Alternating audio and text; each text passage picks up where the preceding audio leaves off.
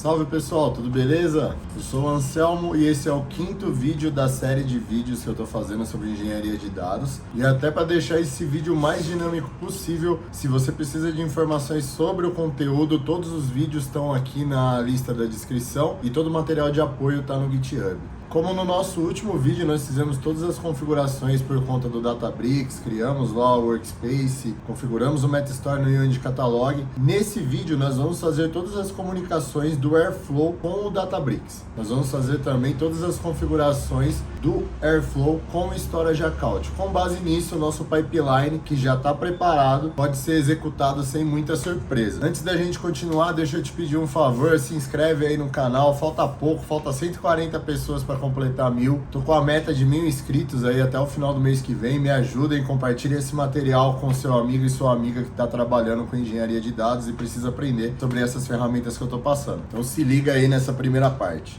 Nesse primeiro vídeo a gente vai criar o Cluster SQL Warehouse. Então a gente já muda ali para a opção de SQL. A gente vem ali embaixo em SQL Warehouse. No meu caso eu já tenho um cluster criado. Mas é só criar ali do lado ali usando o Create SQL Warehouse. A gente vai usar o menor tamanho.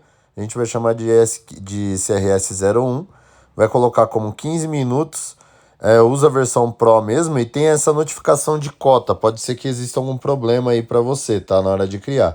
Coloca a informação do cara, Cost Analysis e o Preview. E aí eu mando um Create, esse servidor vai ser criado rapidinho ali. Para pegar as informações de configuração, só clicar em Connection Details e você vai pegar todas as informações de conexão. Com o nosso cluster criado, agora a gente vai criar um path de conexão, um token de conexão no caso, né? Então a gente vai criar um cara aí, vai lá em User Settings, Generate Token, copiei o cara, já salvei ele num bloco de notas porque eu vou utilizar ele depois.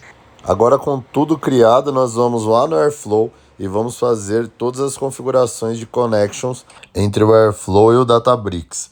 Aí na página vão dar mais detalhes sobre a conexão, a gente volta lá, clica no maisinho, ele vai abrir ali as configurações, o Connection ID a gente vai chamar de Databricks. Ali embaixo em Connection Type a gente também escolhe Databricks. Volta lá, pega o comentário e joga em Description. Agora a gente vai voltar lá para a página, colou o host, o esquema. O esquema é default, né? Mas o host você pode pegar lá no Databricks daquela que eu mostrei agora há pouco. O host você vai colocar aí, o login tem que ser o seu e-mail, que no meu caso eu estou usando anselmoborges@gmail.com. O password eu vou colocar o token que eu gerei. Mais pra frente tem uma outra opção extra que você vai jogar o token. No próximo vídeo eu mostro como que vai ser feita essa configuração, tá? Como eu já gravei assim, ele vai acabar ficando assim mesmo. Porta 443, eu faço um teste, apareceu o verdinho lá, tá tudo certo, só salvar a conexão. Agora que a gente tem a comunicação entre o Airflow e o Databricks, a gente precisa fazer uma segunda conexão, que é o Airflow e o Storage Account. Qual que é a minha ideia nesse projeto? Com base em todos os arquivos disponibilizados do Ministério da Cultura, que eles são no formato XLS, eles vão ser convertidos para CSV, vão ser tratados e posteriormente ele vai virar um único CSV. Esse CSV ele vai ter dois destinos. Um é uma tabela dentro do Databricks e outra é disponibilizar esse mesmo arquivo dentro do Storage Account para uma possível consulta ou compartilhamento com outras pessoas. Então agora a gente vai configurar a segunda parte desse nosso roteiro, que é a configuração do Airflow com o Storage Account. Se liga aí.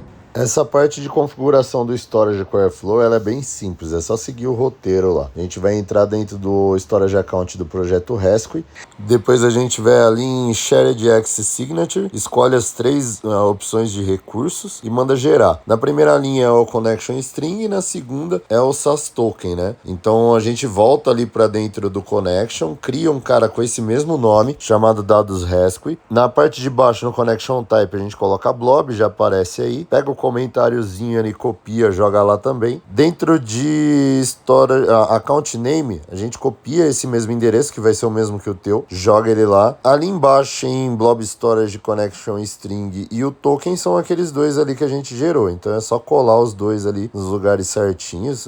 Lembra que vai pular duas linhas ali. Manda testar. apareceu o verdinho, tudo certo, só salvar e é isso aí. Agora a última configuração, rapidinho, a gente vai fazer um connector que ele vai se logar localmente, na própria máquina do Docker mesmo. A gente vai criar um connector chamado FSDFull, que ele vai servir para a gente manipular os arquivos conforme o processamento das DAGs do Airflow. Dava para ter sido feito de uma forma melhor, mas para fins didáticos, para mostrar como que pode funcionar isso daí, eu optei por criar esse FSDFull e gerar uma área de stage. Então, se liga aí, mas essa configuração é rapidinho. Essa é a nossa última configuração do Airflow, referente aos arquivos locais que a gente vai manipular. Ela chama FSDFull. A gente vai usar a opção do Connection Type do nome File e colocar essa variável extra lá dentro dela. Ela é bem mais fácil que as outras duas.